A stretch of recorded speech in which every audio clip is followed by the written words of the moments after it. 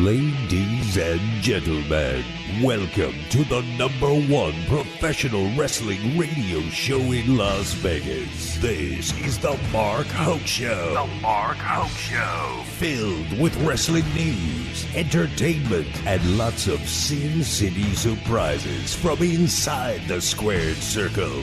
Now let's bring on the tag team of Andrew Fish Fain, Joe DeFalco, and your host, Mark Hoke. All right, and we are back on the Mark Hoke Show. Hour number 2 of the best in pro wrestling news and entertainment. I am Mark Hoke. Thank you for being with us today here on KDWN. We certainly do appreciate you spending your Sunday morning with us. Sleepyhead over here, Andrew Fish Fain. How's it going over there, Rip Van Winkle? Yeah, it's good. Yeah? Yeah. You comfortable? Yeah. You got the dust out of your eyes from the first hour? You all right? I'm good to go. Let's do it. All right. And, of course, from future stars of wrestling here in Las Vegas, you can check out all they have going on at fswvegas.com. Mr. Joe DeFalco. Joe, what's up? Man, you woke me up, man. I had a hard time sleeping last night. It was weird. I kept waking up every 20 minutes. And then, of course, when I'm finally asleep, I'm having this weird dream, and all of a sudden the phone rings. And I was like, oof, in a catatonic state. Wow. So, I didn't sleep well either last night. What was going on? I think I was thinking about doing the Mark Hoke Show today. I just get that darned excited about it. But, wow. So, everybody, no sleep. No sleep till Brooklyn. Thank you, Beastie Boys. Yeah, you bet. All right. Continuing, we're going to get back into our discussion about Ring of Honor Final Battle last night, as there was a really interesting finish to the World Championship match last night. I am so curious to hear what you guys thought about this, as Claudio Castagnoli wins the title against Chris Jericho, as Jericho gets caught in the giant swing that Cesaro does. If you don't know what that giant swing move is, ask Seth Rollins. He the guy's lying on the ground. Cesaro picks him up by around his calves-ish or knees, right around there, and spins him around in a circle like a helicopter blade. Didn't he do it with Seth Rollins without any hands? He spun around his neck. Oh, that was bad. But unfortunately for Mr. Jericho, this is kind of a big test of strength for Cesaro. I mean, he'll take people around about 10, 15 times before he lets it go and throws them. He didn't let go this time. 33 times in a circle going around with a full-grown man. And as Jericho is spinning in a circle, he taps out, and Castagnoli is now the Ring of Honor champion. Guys, the giant swing hasn't been used as a finisher in probably 50 years. Fish, what did you think of the giant swing submitting Chris Jericho last night? First, I was shocked that they would take the title off Jericho, because the storyline they've had with Jericho and defeating every Ring of Honor champion, and I liked the way that storyline was actually going. So the fact they took it off Jericho now was surprising. The way they did it was ridiculous. The swing should not be a move that finishes somebody off. It got a big pop. It always got a big pop, though. Whenever he did it, whether he was in WWE or AEW, it always gets a big pop. It should not finish him off. You could use it to set up whatever you're going to use to finish him off, but it shouldn't finish him off. Joe, what did you think of the giant swing wrapping up a match? Well, extremely odd. I was just disappointed that they had to have that stipulation to almost where it was like, well, is he really going to join that group? So I wasn't too excited about that from that point. I think back in the day when he first started, he should have beat some of the jobbers with that move. That way, at least, you always talk about in wrestling wanting to have more than one finisher and maybe something that normally wouldn't be a finisher, using that. That way you can establish different things. But this guy's been using it for so long, and nobody's ever. So, he taps out. It's a submission victory because you got swung. Like, it's kind of weird. But, they're trying to do different things, and again, you throw things against a wall. Some things will stick, and some things won't. So that's probably one that maybe missed the boat. Concept wise, probably Jericho thought, "Hey, what a cool way to go down." And Jericho is probably the one who probably came up with the idea to like, "Hey, how about I tap during this segment or sequence?" I think you hit the nail on the head. I guess my biggest issue was that he hadn't used it as a finisher before. So to bust this out as a finisher for the first time seemed a little ridiculous. That I could see if you were being spun like that and you went around in a circle 30 times with no point of stopping, you'd probably be begging for somebody to make it stop. I mean, that would mess with your. I'm just thinking of it. We all got spun around as kids, but doing something like that, that would mess with your head a little bit. I'm not saying it was the right thing to do, but I'm just saying that if you got spun around in a circle like that 33 times with nothing, with no end in sight, you might beg somebody to stop too. I mean, that would. I think if Chris Jericho was a true professional, he would have thrown up and then tapped out. So it would have made it look like it was an extremely impressive move that you just made this guy get sick over it. And at least now, wow, look at this, kind of like, wow, Claudio made this guy throw up. I could see, obviously, why he would tap out. I think you needed that added, especially in the main event, because, you can throw the canvas out afterwards, so you didn't have to change it, and it would be done. But it would be a spectacle sight that people would be like, I've never seen that before. Yeah, very true. So, interesting finish. Like I said, the crowd loved it, but we'll see in retrospect. But it was one of the better matches of the night, too, so that wrapped up Final Battle. And apparently Ring of Honor, we've been talking about them getting that off AEW TV, and they have opened up Honor Club again. And apparently what they're going to do is they're going to do a weekly show on Honor Club. Now that costs a $9.99 subscription for that. And of course you get all the, all the past archives and things like that. Guys, is this a disappointment? Is this something good that they're going to be, pulling some of the Ring of Honor stuff off Dynamite?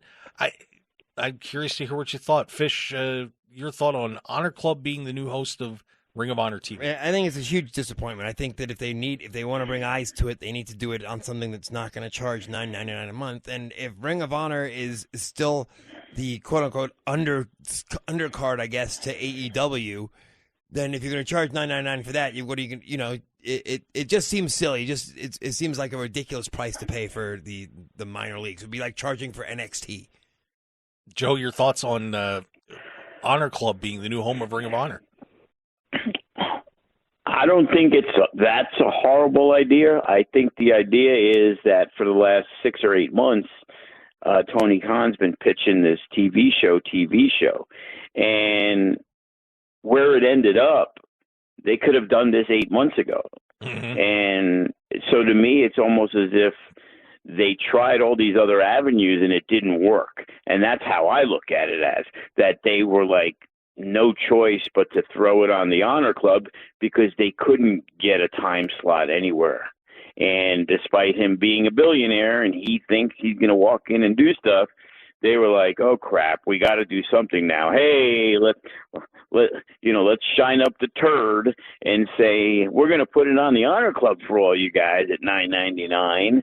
And if they would have came out with that initially, I don't think it would have been a horrible idea. You needed to separate Ring of Honor from AEW because it gets all convoluted with the 35 belts you have in AEW plus the 15 you got in Ring of Honor. So, make it its own show. And yep. I guess the Briscoes as your tag champs, that probably should have told you right there that they weren't getting on a TV deal, because I'm pretty sure if they did get a TV deal, it would be based off something on the Turner networks, and you're not going to have your tag team champions not be able to be on that show. That's a good point. Yeah, I was pretty disappointed, to be honest with you, when I heard this announcement, because like you said, Joe, they could have done this a long time ago. They could have thrown this up there on Honor Club and sold it. And I think if they'd have done it immediately, people would have been like, great, you're saving Ring of Honor at least. We're going to get to watch it, but now it makes it look like you failed. And it was funny. Right. It was like the last option. Yeah. And it was like. And when Tony was pressed on this, when they did a presser before Final Battle, I think that media call was on Wednesday or Thursday. People were asking him, are you going to be doing something about this? Because having all the Ring of Honor stuff is convoluting what you're doing for AEW. And he actually was kind of like, why are you questioning this first? And then he said, yeah, we're going to do something about it. We're going to clear some of it out. It was a weird answer to the question. And I think maybe he was just trying to kind of hold off and not make the announcement until he, like they did last night. So I'm a little disappointed. I don't know if I will buy that or not. That's, it just seems like, if you put AEW archives on there too and throw it on there, now maybe I'd consider it, but I don't know. Well, I think the Honor Club, it's kind of like our FSW network. We've had like these inner workings of like, well, why can't you just put your stuff on YouTube? And it's like, it's called revenue streaming. You're trying to figure it out. Like, we have a network that has thousands of hours of Zoe Stark and Chris Bay and Cross and Solo Sikoa and Brian Cage and Matt Hardy and all this other stuff. But I don't look at people spending $6.99 or $6 a month for that. It's the fact that we're giving you live events every single month. And I think the other stuff's an added bonus. And the Honor Club is in that situation where there's going to be younger AEW fans that weren't aware of the Austin Aries and CM Punks and all the Earl and Danielson and Ring of Honor. And I saw one on Facebook recently with Paul London. So you're going to see a lot of that great stuff, but for $10 a month, it would cost you more for a normal pay-per-view. So if they're going to put on Ring of Honor TV every single week and you get to actually have storylines and all the other stuff, that's not in the wrestling world, spending $250 a week is nothing. So again, it's definitely not a bad idea. It's just something that I don't think that's what they wanted as their long-term plan, and unfortunately, they realized they got stuck in that situation. I think you also get many more eyes on it if you weren't paying per month. But if someone's paying for it, they're going to watch it more often because they're paying for it. That is true. So, no, we'll see how it turns out. Like I said, I'm not super happy about it, but I guess one of us will get the membership and we can all share the password. Oh, I'm sorry, did I say that out loud? I kind of did. I do apologize. Well, somebody else that looks like we may be seeing here pretty shortly, Sasha Banks, of course, had left WWE, walked out on that Monday Night Raw with Naomi after a dispute with that was back in May, Mr. McMahon. Yeah, we're like May 16th or something like that. We're talking a while ago, but apparently Ms. Mercedes Varnado has come to an agreement with New Japan, believe it or not. So the reports are coming out that she is going to be making an appearance at Wrestle Kingdom, and this is going to be a pretty good card coming up, especially with you got Kenny Omega taking on Will Ospreay, which a lot of people are going to be looking forward to seeing, and Jay White against the Rainmaker, Mr. Okada. But Mercedes Varnado popping up there, and apparently she's signed for some dates. This wasn't done through WWE, so it looks like, from what we're hearing, she's not going to be back in World Wrestling Entertainment and is going to be kind of hanging out with New Japan and possibly AEW too. Your thoughts? Let's start with you, Fish, on this. Sasha Banks, no more WWE. If she is indeed going to start showing up on AEW, I think that's a huge loss for the WWE. I mean, I think their women's division is strong enough they can survive it, but at the same time, she was a big enough name, probably one of the top 2 or 3 names in the women's division, and I think it's a mistake by WWE to not figure out a way to get it done. Yeah, and it still could happen, but at least for now, she's going to be doing stuff with New Japan. Joe, your thoughts on Sasha Banks bailing out and headed to Japan? Well, what I don't understand is if she had a contract and she walked out, she still has a contract. So how is she all of a sudden able to just pop up We've never seen anywhere where it said, you know what, we're releasing them. They're going to get to do what they want. That's why we supposedly haven't seen them. So for her to just walk in and say, hey, I got a deal with New Japan, it almost makes me believe that WWE had to okay it. So it's kind of weird to me, to be honest with you, that she's able to just show up there, because as we've seen over the last, since May, as you said, I guess she's done a couple of like Comic-Con things and made some signings, but she was never involved in any wrestling events because we all were under the impression she's still under a WWE contract that she walked out on, which is still a valid contract. So for her to be able to do this without WWE's approval, I can't believe that would be able to occur. Yeah, I did read a report this morning that did say that they think that her contract's going to be up before Wrestle Kingdom. So if that's the case, she's good to go. But it's like in any sport. If you're suspended, your contract is suspended for the amount of time that you're suspended. So if you're suspended 6 months, then that extends your contract those 6 months. Right, and we've seen that in WWE where, hey, Rey Mysterio's contract expired, but because he was injured, the 6 months just got placed on top of it. People can't just sit out and just walk back when they feel like it because, hey, I only got 9 months left. I'm going to just sit there and wait, and I'm walking out of the company, and now I'm going to go sign somewhere else. You still owe the company that 9 months, I would imagine. She apparently, according to Dave Meltzer, she's not wrestling at Wrestle Kingdom. She's just going to be there. It says she's going to the show. She will be on the show. She will not be wrestling on the show. Yeah, but still, you would think they wouldn't let her make an appearance. Right, you're right. I mean? They're announcing an appearance. It isn't like, hey, look, Sasha Banks is in the audience, which they probably wouldn't even be able to use the name Sasha Banks if that was the situation. Right. Yeah, according to Meltzer, she is done with the WWE, and the biggest problem is she wants more money because she feels that she basically wants to be the highest paid woman in WWE. Yeah, good luck. Yeah, I would have to say good luck on that too. But she may be able to make the income combined doing New Japan and AEW. But I think she'll find that the grass may not always be greener. Oh, absolutely. You never know. I mean, some people are happier in WWE. Some people are happier doing other stuff. So. I mean, it's horrible to say. I think if you're a male wrestler, I think you can be happier in AEW. I don't think the women's division in AEW is nearly as big as the women in WWE. And I don't think there's any women's division in New Japan. So, well, they just started it. They just crowned a champion in there about a month ago at their last card, and they've been doing some stuff with Stardom over there. So, I don't know. This will be interesting to see with Sasha Banks, and it was funny. Some of the guys were like, "Yeah, she'd be great in the Bullet Club."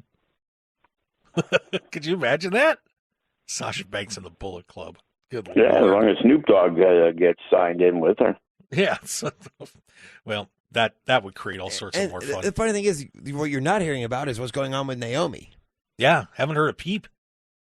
You gotta, I mean, and that is so strange being married to Uso there. I mean, you would think that something would have been settled at this point. And I wonder if she regrets it because all the talk is Sasha Banks, Sasha Banks, Sasha Banks. Like I said, so nothing about Naomi. She's like, I did the same thing and I'm getting nothing out of it. Well, the thing is that I think Naomi may have overestimated her star power. Yeah, I think she overplayed her hand. Well, I think she thought she was going to walk into the bloodline, and they were like, "Whoa, hold on, we got that for The Rock's daughter." Sorry.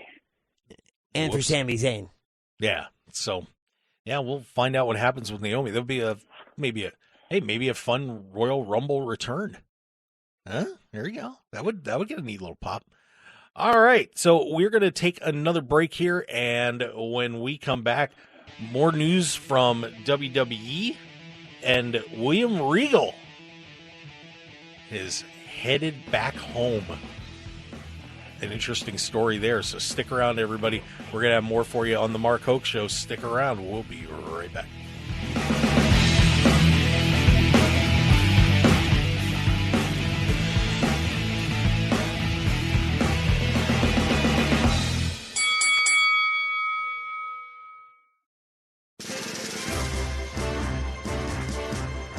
When it comes to having the right attorney in your corner, you want to have a proven winner on your side. And Russell Dutch Boyd of VegasCounsel.com knows how to win in Las Vegas. Boyd graduated at 18 years old from law school and is also a 3-time World Series of Poker bracelet winner. And no matter what legal challenges you're facing, Boyd will help you through it all. As a litigation attorney, he covers multiple areas of law, including personal injury, business law and startup, cyber law, and crypto clients, and whatever else you might need to navigate the legal waters of Las Vegas and beyond. Just visit VegasCounsel.com to set up your free initial consultation today. That's VegasCounsel.com and let Dutch Boyd help you win today. Once again, that's Russell Boyd at VegasCounsel.com.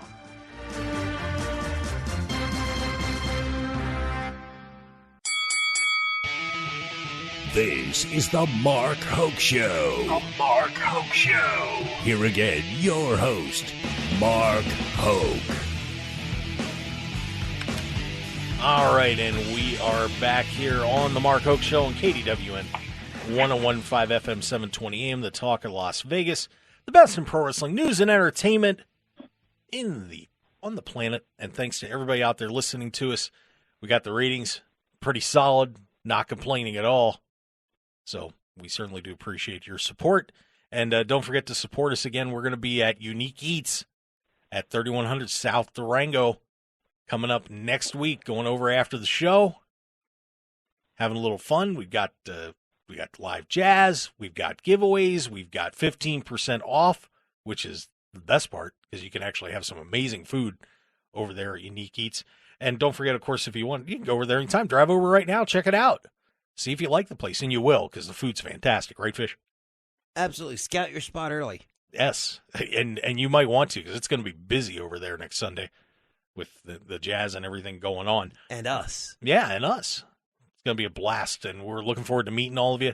So please come on out. And, in the meantime, like I said, go to the restaurant. You can check them out at uniqueeatslv.com and say hi to Dominic, the celebrity chef.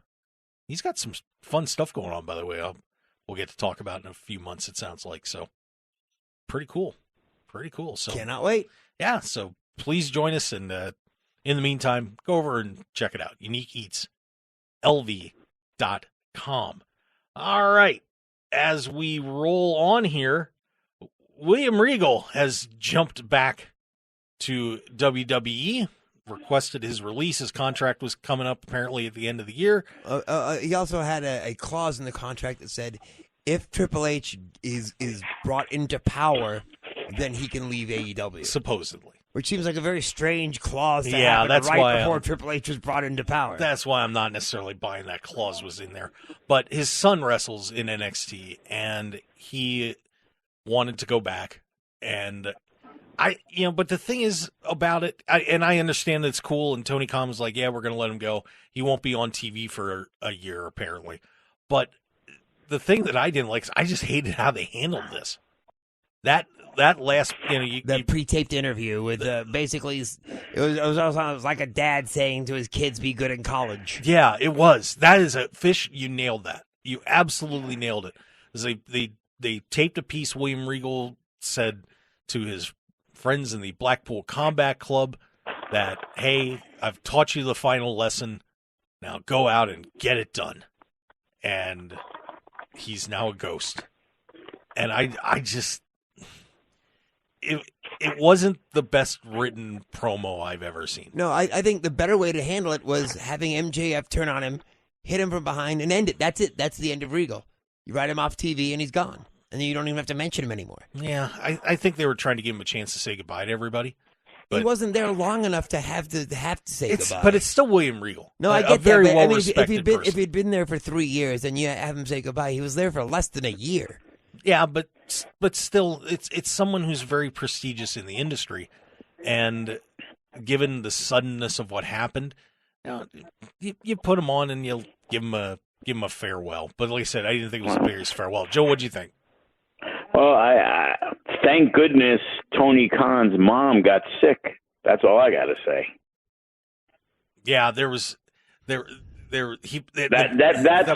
weirder to me. Like it was almost like, well, because my mom was sick, I understood about the family thing and wanted to let him go back because now they're trying to make the sell that he's going back to train his kid, which Yeah, I think that's part of it, but I think it's not the big part of it. Yeah, Tony Khan's trying but to that's make the himself nice look story. magnanimous. Right. Yeah. That's why I think it's kind of ridiculous, but whatever, and we all knew it was like, when we saw it, was like, wow, Triple H is back. Man, I'm pretty sure he'd love to have William Regal as back as his right-hand man, but we just never thought it would be possible because, what did he do? Sign a 9-month deal, like we said? Yeah, it was a very strange short deal. I don't know. There's so much there. I'd love to see that contract. I would think love you're right, to see Mark. it. I think there's definitely more to it than we will ever possibly know. But the whole thing went down. The whole situation is very strange. Yeah, and there was Tony Khan came out as if he did it out of the goodness of his heart, not because there was a clause in the contract. He made it seem like after what happened with his mom, they had to sit down. They had an option that AEW could have picked up, just like a player option, the team option, that he chose not to pick up. So when you were saying about the contract of Triple H in charge, Tony Khan made it come across like he was the nicest guy in the world, and he allowed this to happen.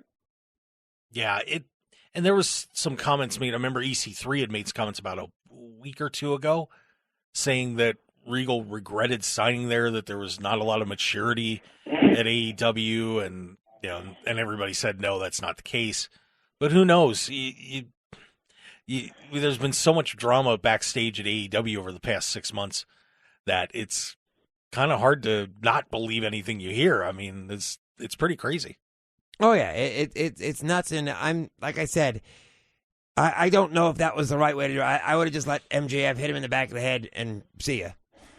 Yeah, but Tony Khan can't resist a chance to pat himself on the back. Apparently, well, guys have you, so Vince is like that too. Oh, I'm not saying he's not, but Khan hasn't been in the business long enough. Vince would have never let him leave. He wouldn't have cared. He would have spited him. That's true. That's true too. That is very true. And it was funny that I had read a story about can Triple H be as ruthless as Vince was, and sometimes and that's one thing that people don't understand when you're running a business, that sometimes you got to be the bad guy. Somebody has a contract, you make them stick to it. If you get to be too flexible and too open about stuff, people will take advantage of it. You get run over. That was the MJF line on the podcast. He goes, "It's show business, not friend business." That is very true. Very true. When it comes to dealing with people, it's like people want to blame somebody else other than themselves. So I become inadvertently the bad guy because they didn't get what they feel they deserved, whether they deserved it or not. So there's always going to be a scapegoat in the wrestling business. So why not be the boss? Yeah. Well, and trust me, from my time of managing businesses as well, it's not just in wrestling. It's any business. Any business. There are spots where you can show compassion, but there are a lot of times you've got to keep those reins tight, because you let them go, people are going to take them and pull them away. Just give them an inch, they'll take a mile. Right. So you have to be careful with it. But I would love to talk to Regal about this maybe a year down the road and see what really took place on this, because it's interesting. It's interesting. Well, especially if we can't be on TV for a year. Yeah. So William Regal back with WWE and hanging out. Good luck to him. I mean, I think that's good for WWE. Oh, absolutely. The guy is one of the best professionals out there. He knows what he's doing. He teaches well. His role as the GM of NXT, I thought it was brilliant. Yeah, he's just good at whatever he does. So kind of a loss for AEW and a regain for WWE. Very nice. And I'll tell you what, just real quick, we're going to head to break, but I got to remind everybody that if you have any legal problems or anything like that, get on over there to vegascouncil.com. My good friend Dutch Boyd is running the show over there, and if you need any legal help, wherever you are, all you got to do is stop on the website. Specializes in business law, intellectual property, personal injury, and crypto law, especially with the FTX stuff happening. Some of you may need a little assistance on that one, just a tad, right? Fisher, look at me like, yep. I don't have enough money for cryptocurrency. Yeah. But all you have to do is go to vegascouncil.com. I barely have American currency. Yeah, drop him a line, and he will be more than happy to help you out. Of course, 3-time World Series of Poker bracelet winner, so he knows Las Vegas inside and out, and he will help you. I guarantee it. And, of course, you mentioned the Mark Hoke Show. Free consultation, which is always nice. So, once again, that is vegascouncil.com. I know Fish has got to bail out of here, so, Fish, we say goodbye to you. It'll be Joe and I as we head on through to finish the show up. I'm not just bailing out. I'm going to work. Why not? Well, but you're bailing on me. But so next week, Unique Eats, I'll be there signing autographs. You bet. So taking down Vandergriff. Yeah, so stick around, everybody. We'll be right back with more on the Mark Hoke Show.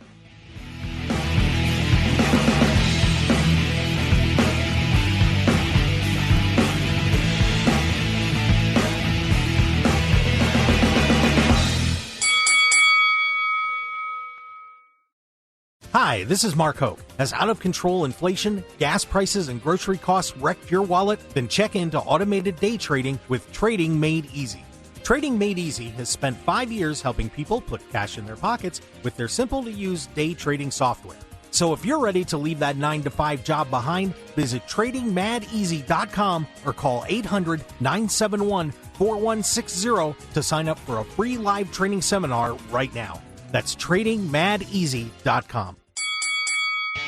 You're listening to the #1 professional wrestling radio show in Vegas, The Mark Hoke Show. The Mark Hoke Show.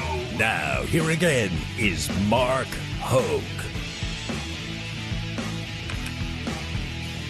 All right, and we are back on the Mark Hoke Show on KDWN 101.5 FM 720 AM. We are the talk of Las Vegas, the best in pro wrestling news, entertainment, planet-wide, especially here in Vegas, where we are hanging out. We certainly do appreciate you being with us here for our final segment here on the Mark Hoke Show. Joe DeFalco along with me. And, Joe, we had some interesting stuff happening in WWE this week, too, some possible returns. And, boy, Joe, you got some having some fun back there. I don't know what you're doing, but we hear it.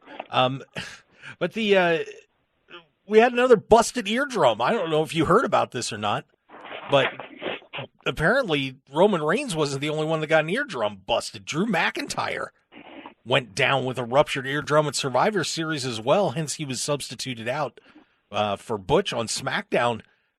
Joe, what's going on with these ruptured eardrums, man? Yeah, I didn't see Kevin Owens rupturing his eardrum too, but I guess he must have, like, you know, maybe he was psyching him up in the corner and he's like, come on, and maybe he hit him in the ear and he ruptured his eardrum too. Yeah, they weren't really sure when it happened. And McIntyre didn't know what was up until apparently after the match, and all of a sudden was having issues. But so Drew McIntyre is down with a ruptured eardrum as well. So he and Roman Reigns, hey, 2 good ears between them, I guess. But, you know, what are you going to do? Yeah, you know, why do you need 2 good eardrums, you know? Well, it's helpful. You know, 2's better than 1. Can't hear too well, so shouldn't stop him from wrestling. Come on. Yeah. John Cena is going to be back. He'll be on the final SmackDown of the year. And, of course, the rumor has it that he may be taking on Austin Theory. But be excited about getting to see John Cena as we head into the Royal Rumble. And do you think he's going to be in it? I hope not, but I'd like to see him wrestle Austin Theory, and it would be nice if, like, he put over Austin Theory instead of the tried and true method of, hey, we're going to bring The Rock back and we're going to have him stump somebody, or Steve Austin in most cases comes in and gives a stunner. And I know they're supposedly giving the rub, but you're not giving the rub to Austin Theory if you go out there and you embarrass him in a segment. And that's one thing that WWE has always wanted to do, that they're willing to sacrifice their younger talent for the returning superstar. Well, there is an interesting twist for Cena leading into WrestleMania this year, that he, this is according to Dave Meltzer and on Cultaholic, that he is going to be scheduled to be in Australia for through February and March, filming a comedy called Ricky Stanicky, in which he is going to be in there with Zac Efron and playing the title role. So that's not going to be helpful leading up to WrestleMania if John's stuck in Australia for 2 months. Oh, Zac Efron, pretty busy guy. I thought he was busy filming the Von Erich stuff. Yeah, he's all over the place. But man, that doesn't help your WrestleMania lead up if John Cena's going to be gone for 2 months of it. I mean, that's basically from the Rumble until right before WrestleMania hits the beginning of April. Right, but then it still has the whole month of March. You probably only need 1 or 2 appearances from Cena to do it if you need to. And it ain't like John Cena needs to head to Stanford and practice in a wrestling ring. So it's the same thing with The Rock based on the schedule. All you got to do is squeeze them in, a couple of weeks beforehand. You do a couple pre-tapes. So even if it's the week before, you can't do it. You already have those pre-tapes in the bag. And, bottom line is, if John Cena has 1 day off and it's WrestleMania day and you can get him to appear, you have to. It's that those are the draws these days. It's all the old time legends. And what are they going to do? People look forward to Steve Austin. It's a much bigger deal.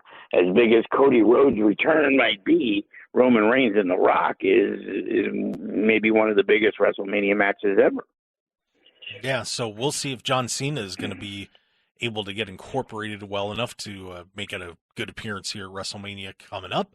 Another guy that may be back for the Rumble, by the way, and I don't know if you saw this story or not, but apparently speaking on the breakdown, Wade Clemens and Faze Sensei said that Logan Paul is trying to get back. Apparently the knee injury wasn't quite as bad as once thought. The ACL was apparently not torn, so the MCL is the only thing that got torn. So you can kind of get by with that and get that repaired and rehab fairly quickly. So he's trying to get back there and see if he can do it. I mean, Logan Paul in the Royal Rumble would certainly be an interesting little twist. Yeah, it would if he could be back. Like I said, my pick would be the Pauls versus the Usos, and I think that would be a huge match for WrestleMania because the Usos have beaten every single tag team in WWE. It's like, I get it, but I think the Pauls should be the guys to take the belts off them. If I was booking, that's where I would want to go. After what everything happened when they had their match a few months ago in Saudi Arabia with Logan Paul and the Usos getting involved, man, I watched that and I said, wow, if the Pauls won it, that would be a pretty big deal. Now, how much does Jake want to train? Does he want to do this? But if you can get them for WrestleMania, I'm pretty sure it would be a big deal. They got so much social media reach, and that's what it's all about these days. Yeah, that could be an exciting match for WrestleMania. I would agree with you. Good work, promoter Joe. That's for sure. Yeah, you got two. It's way different now. You got 2 days of WrestleMania, so you gotta put together 15, 16 matches minimum. It's not like the old days where you only had to worry about 7 or 8, and you're like, okay, we got 8 matches, which 4 of our champions won't even be on the show, and maybe they get a pre-show match. Now, every big name guy like the Usos could be left off and just come out with Reigns, and that was what would be good for. But now with the 2 days, you got to have the Usos on. And does anybody want to really see like WrestleMania, the Brawling Brutes or the Viking Raiders versus the Usos? We've seen it on Raw and SmackDown a million times. Let's see the Pauls. Yeah, get it. I agree. I think it would be a lot of fun. Now, I mentioned this idea last week, and I know you didn't like it very much, but apparently there were ongoing discussions right now about WrestleMania with Roman Reigns wrestling twice. They're saying, maybe not, but they actually discussed the plan that I had said, that they were going to have Cody wrestle Roman on night 1, lose one of the titles, and then have Reigns beat The Rock on the second night. That apparently that is going a possibility anyway. And I know you didn't like it, but go ahead. No, I don't not like Roman Reigns working twice. I think it's ridiculous to have him only wrestle for one belt one day and the other belt for the other day. That's my issue in that. Roman Reigns on 2 WrestleMania matches, fantastic. But what's he going to do? Lose to Cody on night 1, and now he beats The Rock? It's like, so he's going to go into his match with The Rock with a loss? I don't know if that is a benefit in any way. Yeah, I just think that if they did something fun with that someone cost him that title and set up an interesting storyline involving the bloodline. You know, and like I said, imagine if Jey Uso cost him the heavyweight championship the night before. How much drama would there be with, the possible head of the table battle between Reigns and The Rock with a traitor in the midst? I mean, that, it could be fun, but I was a little surprised they actually were looking at that possibility. So, how would you handle this, Joe? I mean, if you were booking this. Okay, well, bottom line is there's a match called the Royal Rumble. And in the Royal Rumble, if you win, you get a championship match at WrestleMania. Well, if you do that and you want to have Roman Reigns wrestle The Rock, he has to work 2 matches. Are they going to have you win the Rumble? Because there isn't 2 belts. At least in the past, what they would do is they would do the Elimination Chamber match, and that person would get the title match against the other guy. But now there's only one guy, and you've already put on the table, even though Cody Rhodes said it wrong at SummerSlam, I believe, where whoever won that was supposed to get the match. But Royal Rumble, you wrestle the heavyweight champion. Well, there's only one heavyweight champion. Well, if you're going to put The Rock in the match, that's got to be an attraction match. So that means Roman Reigns has to work twice, because unless you put The Rock in the Royal Rumble, which would be not the worst idea, but having Rock win the Rumble to get a title match, that's not necessary. Yeah. The idea of the Rumble is, hey, that's what Cody Rhodes, if that's the guy, that's the match he's got to win, bounce back. And if he beats Roman Reigns, that's great. That's why it makes me wonder if this whole Reigns Rock thing is just a rouge. Yeah, I mean, there's nothing official that The Rock's even going to be there. Of course, a heavy schedule for him, so we don't know if we're going to see The Rock even playing around in LA at this year's WrestleMania. I would imagine by Royal Rumble they'll have that figured out, but it's going to be a hell of a Rumble night. It could be the long play where The Rock costs Roman Reigns the title against Cody Rhodes, which sets up down the line, maybe it's SummerSlam, and it's Reigns versus The Rock. To give everything away with Roman Reigns, with The Rock and Cody Rhodes all in a 2-day period, sure seems like they're leaving a lot on the table. I would kind of go that way. That's where Rock makes a statement, because he's probably going to put over Roman Reigns anyway. So why not at least have him cost him the match and the title, the thing that he cherishes the most? Yeah, that would make sense. Well, we will find out here at the end of January when the Royal Rumble hits in WWE. Well, we're going to be wrapping the show up. I want to thank Andrew Fain for being here, and, of course, Joe DeFalco. Thank you very much. And, of course, go to FSWVegas.com for all the great events. Seasons beatings coming up on Saturday night. Plus, of course, if you want to be a wrestler, it's a great place to go, too. Also want to mention a little friend of mine here real quick. If you're a GCW fan, the GCW Plant Podcast is out there available. Go to GCWPlantPodcast.com. As John and the boys will take care of you there. So make sure you check that out. And, of course, if you want to check out us, hey, we've got all our podcasts up all over the place.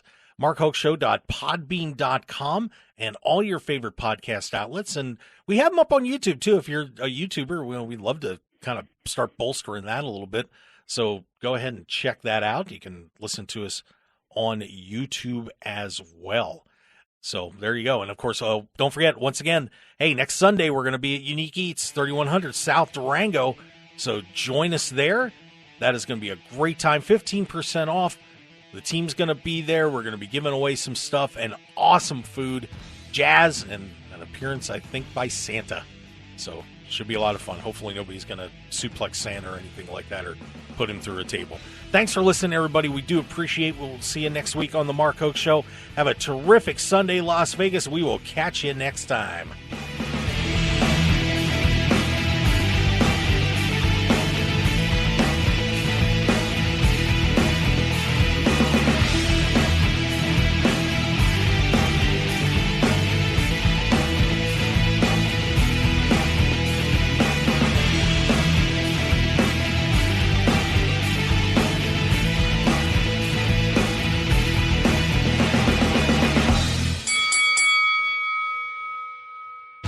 Want more of The Mark Hoke Show? Follow us on Twitter at Mark Hoke Show, like us on Facebook at The Mark Hoke Show, and visit markhokeshow.com to keep up with everything happening with the show.